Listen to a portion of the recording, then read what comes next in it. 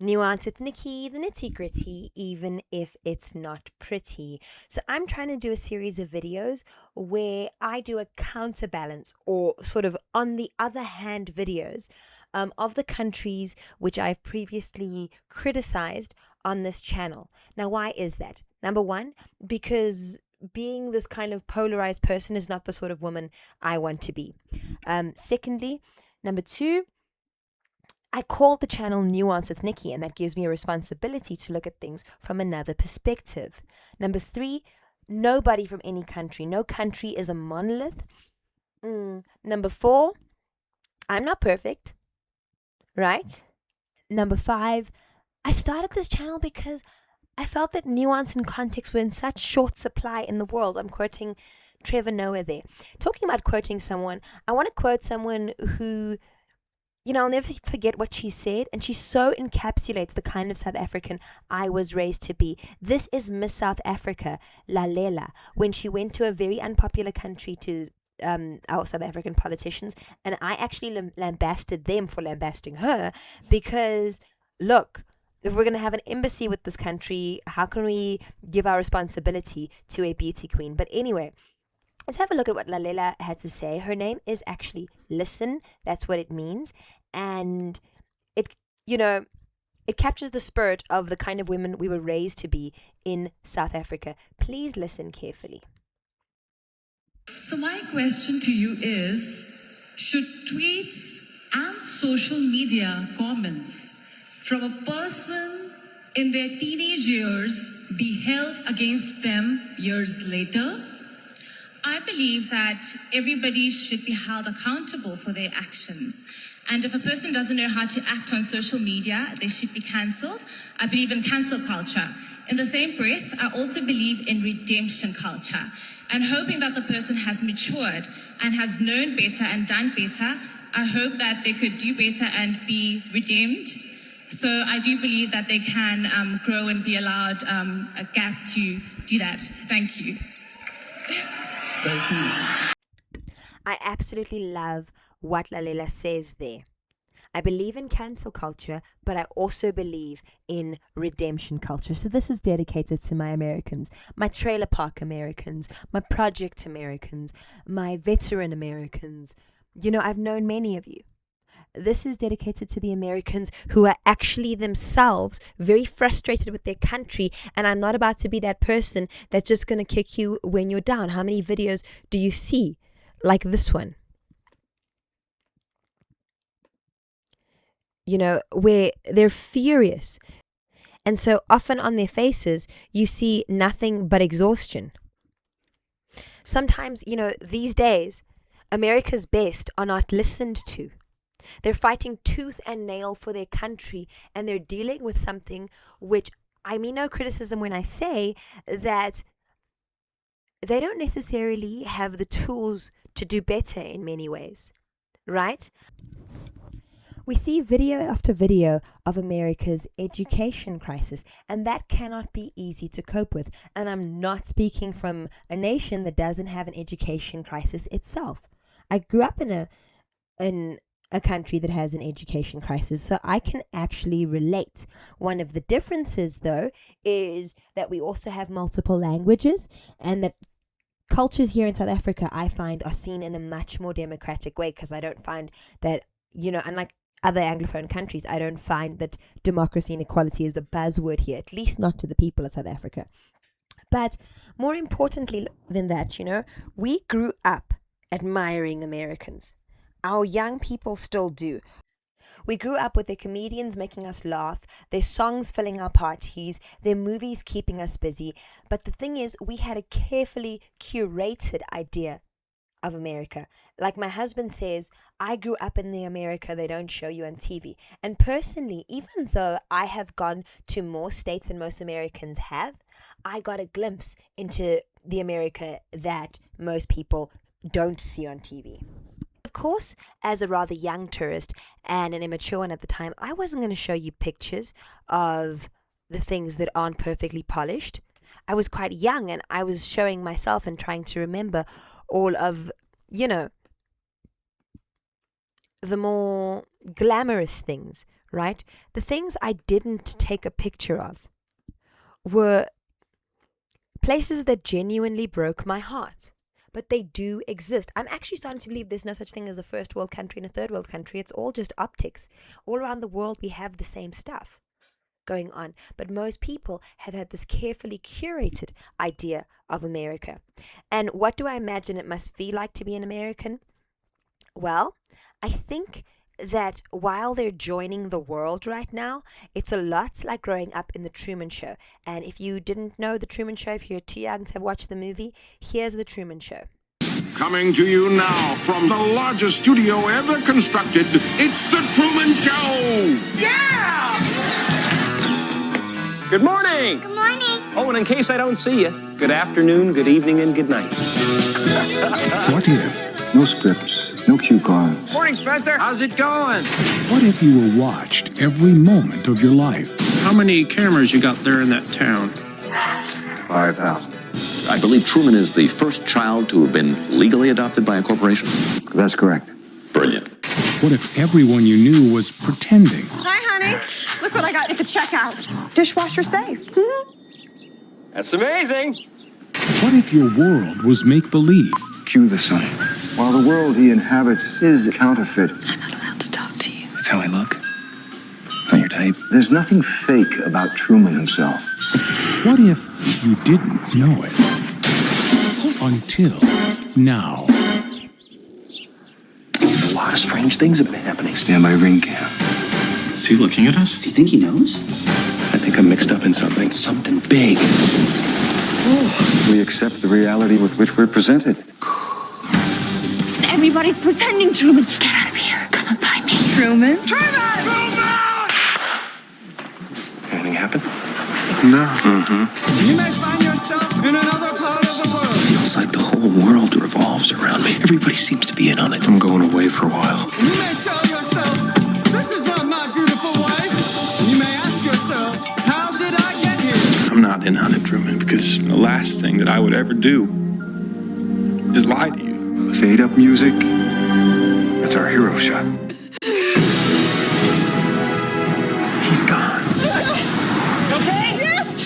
Guys, if we use Truman as a metaphor for every single American that's grown up in America, right? And this need of his to get out as the experience that Americans had not only once the internet came up, but once travel was democratized, I think it's a lot easier to understand it from their point of view.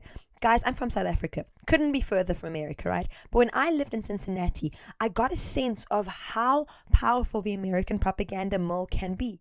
You got a sense that Cincinnati was your state, Ohio was your country, and the United States was the world. You literally could be from another country and feel like other countries don't exist. Guys, I've got a South African accent, but you can still hear how I do my R's like this. And that's because people in Cincinnati couldn't understand me if I didn't talk like them because I had to use the right inflection. Do you understand what I'm saying? Their world was geographically big, but ideologically quite small. And many Americans kind of woke up and saw out of that. And we kind of got to go on set the minute the internet was created, information was democratized, and many of us who are following actual Americans see a lot of what they're going through, right? But it's something you can most experience if you're actually in America. Like, I don't know how to explain the experience to you of the heaviness of sitting next to a veteran on the train and hearing him beg you for $5. Knowing the implications of the American army overseas, having grown up seeing it from a different perspective, and then turning around and, you know, I've seen also in the movies how it destroys American families, and then turning around and having that in 3D. Guys, I've seen people so poor there. I've seen white people, black people, so poor there that the body language with which they walk is so incredibly heavy. And I don't even know how to bring that across to you until you actually go there. Do you get what I'm saying? So, not to say that I wouldn't criticize what America has to do better and what every American citizen has to do better when they leave. It's just to say that there is nuance, there is context. Okay? There is cancel culture, but there is also reconciliation culture. All right. I'm also learning that American disrespect for our nation is not personal, right? There are literal channels about American ignorance about the world. But bear in mind, what would it be like if Truman got out of the TV show and he actually had to deal with the reality of the world? What about some people who'd never seen his TV show and expected him just to behave like everybody else, right? So I'm not going to lie. I've had a very different experience from what the average American has had growing up in South Africa. I was born when our country was still under sanctions. We were kind of advertised as the America of Africa to the rest of Africa, but to the rest of the world, everything we did was wrong. We could breathe and the world was like, oh my gosh, South Africa's taking up too much oxygen, right? But for the most part, we were ignored. And I've been so comfortable in being ignored.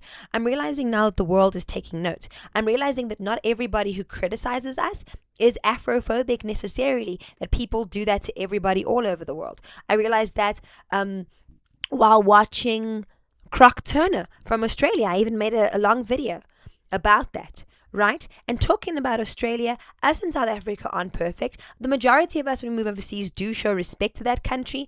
But look at this. The clock is ticking. Matthew Gruter is one of Australia's most notorious neo-Nazis and now has just 30 days to leave Australia of his own volition or he'll be removed. The North Sydney-based civil engineer was detained by Border Force officials at his home at 4 o'clock this morning and is now in Villawood Detention Centre in Sydney's west. Gruter will soon be removed from the country to his native South Africa. He has lived here in Australia for 3 years with a South African wife and a child. The Albanese government says there is no room for guests of our country who show hatred. Gruter was one of 60 men dressed in black who staged a protest on Macquarie Street in the Sydney CBD. Like Chester Missing says, too racist for Australia. Hi, my bro. Okay. And so I'm not going to lie. This is intimidating to me. Okay, let's listen to what's happening in South African tourism. That's incredible, and it's good to hear that we were up to the task. And then the other good news is that for the first time in the history of tourism, the United States of America arrivals have overtaken the United Kingdom. That's interesting. For the first time. You know, we've got 2 flights, Delta and United Airlines. They're looking for more frequency. There's no tariffs when it comes to tourism. Isn't it ironic that it's most likely the Trump government who's tried to demonize our nation that has, to some extent, contributed to this thing that the most tourists we now have are from America? No, it's very interesting because watching YouTube, I've actually learned to be quite intimidated by this. As I said, I'm used to South Africa being ignored except for the countries that know us. And I know that Americans can often, without even meaning to, without even being malicious, disrespect other countries. And I'm saying this as somebody who's married to an American who is everything but that. You know, it's so easy to be popular in South Africa as an American just by treating us like everybody else and just by being willing to learn, not playing the main character and actually sitting in the audience for once, realizing that you've been the center of attention. You know, Ashley in Africa talks about Americans needing to be responsible and recognizing what American privilege is. But to be compassionate about that, I do think that if there's one place in the world where Americans, or most Americans at least, working class Americans and so forth, never experience American privilege, that is from sea to shining sea. They're in Purple Mountain's majesty. You know? And so what's intimidating to me, and I'd like the American visitors and tourists to know this, what's intimidating to me is when there are these implications, when you treat us like what you call us, African booty scratchers, when you treat us like we live in Zamunda, when you treat us like we're Africaning wrong, just because we don't fit into your idea of what Africa is. My friends, I've not grown up in your idea of what Africa is. I've grown up in the reality of the Rainbow Nation. We are black, we are white, we are colored, we are Indian. We've been here for hundreds of years. Some of us have been here for thousands. Some of us have been here for millions, and at least hundreds of thousands. And I'm a descendant of all of those groups. Right? And it's not your job to tell us that we're doing that wrong. It isn't your place. As people who've grown up being watched, it's now your turn to do the watching and to be polite. But there are many Americans that are used to doing that, right? They are accustomed to doing that. But it's very important to realize that as much as it is fading now, American privilege is historically a thing. Okay? I want to talk about how powerful American privilege can be, right? This is during apartheid. Okay? This guy's name is Arthur Ashe. In that time, many people from many countries, including the United States of America, actually would get something called honorary white status. So if you were a non-white American, a black American, anything like that, you would get honorary white status. New Zealanders were offered that. They were the first country to protest it. Malawians were offered that, and there's still kind of an undercurrent of that. But Arthur Ashe, he said, you book me as a black man. And he used his celebrity and American privilege to ensure better sports facilities for black children. That's just one example how he as one man was able to make a difference. Now, American privilege, I'm going to be honest, is fast fading. It is still there in the minds of the young people because they still just see you through the lens of pop stars and that kind of thing, but it is fast fading. So please, this is a nuanced conversation. Anyway, guys, I hope that you've understood the spirit of my video. It's not to backtrack or anything. It is to have a nuanced conversation.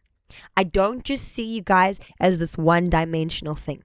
I understand that there are 300 million Americans and that you are not a monolith. I've been to Wisconsin, I've been to Texas, I've been to California, I've been to New York, I've been to each coast, right?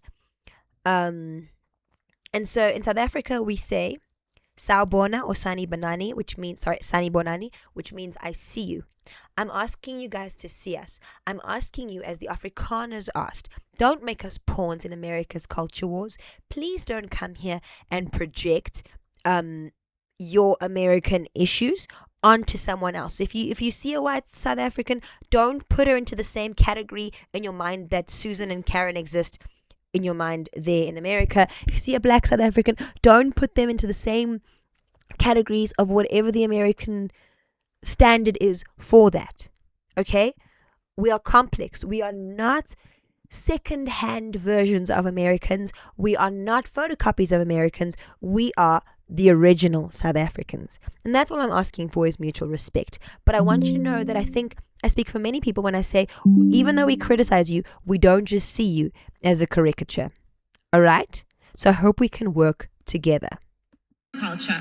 In the same breath, I also believe in redemption culture, and hoping that the person has matured and has known better and done better.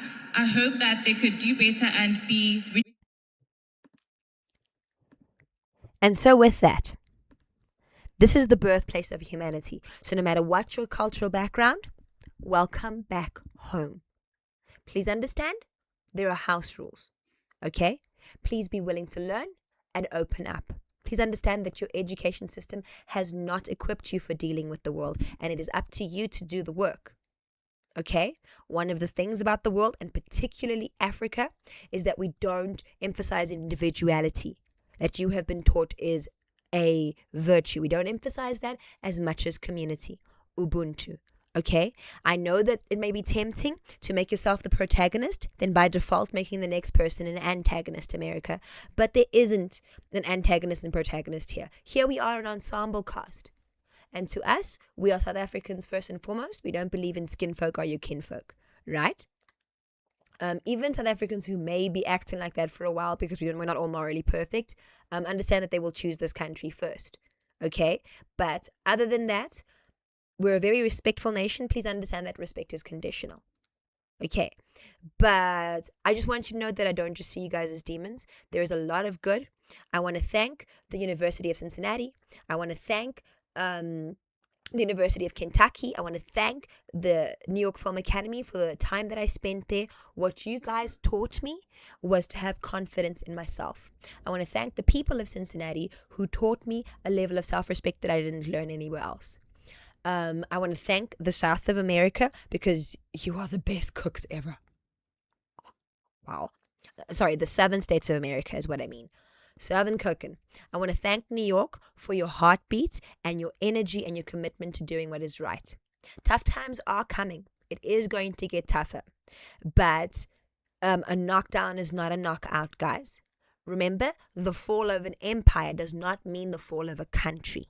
Just because it's turbulent. Remember that Britain's doing fine. Italy's doing fine. They were all empires before.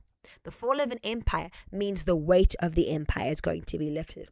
But right now, America is going to go through a period which is like a tooth extraction. It's going to be like surgery. And yes, they haven't given you the tools to deal with this new reality that you're going to deal with. And I'm not even sure if it's in a week or a month or a year or a decade, whatever the case is, right? But you're overcomers. If there's one thing you are not, it is lazy. If there's one thing you are not, it is weak. Okay, your work ethic is second to none. All right? And I hope that you will remember again that you are Americans first and foremost, not blue and red. Okay? I hope that you remember that the children come first. I hope that one day you'll have respect for your animals so that there's less roadkill on the floor. I hope that one day you'll wish that the Native Americans have a better space in the world is acknowledged, because that'll be a sign of an integrated country. Take care of yourselves, be strong, and may we move from strength to strength. Take care.